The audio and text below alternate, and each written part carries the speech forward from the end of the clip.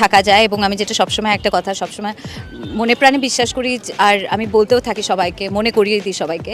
Bangladeshi superstar Shakib খানের তুফান সিনেমার নায়িকা হতে না পেরে মোটেও কষ্ট পাননি জনপ্রিয় চিত্রনায়িকা কোয়েল মল্লিক, বরং শাকিব খান ও মিমি চক্রবর্তীকে শুভেচ্ছা জানিয়েছেন অপার বাংলার জনপ্রিয় চিত্রনায়িকা।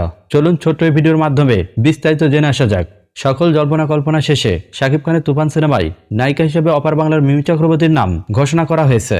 আর এর মধ্যেই এই বিষয় নিয়ে কলকাতার বিভিন্ন গণমাধ্যম কোয়েল মল্লিকের মুখোমুখি হয়েছেন। কারণ অনেক গণমাধ্যমে জানতেন শাকিব খানের তুফান সিনেমায় শাকিব খানের বিপরীতে নায়িকা হিসেবে থাকছেন কোয়েল মল্লিক। তবে সবশেষে পরিচালক রাহান রাফি তার নিজস্ব ফেসবুক আইডির মাধ্যমে এবং প্রযোজনা প্রতিষ্ঠান আলফা আই SVF তাদের নিজস্ব প্ল্যাটফর্মে ঘোষণা দিয়েছেন শাকিব খানের নায়িকা হিসেবে থাকছেন অপার বাংলার মিমি চক্রবর্তী এবং এপার বাংলার মাসুমা রহমান নাবিলা। তবে শাকিব খানের নায়িকা হতে না পেরে কোয়েল মল্লিকের বর্তমান অনুভূতি কেমন, সাংবাদিকরা জানতে চাইলে তিনি বলেন, এটা স্বাভাবিক বিষয়, যাকে ভালো লেগেছে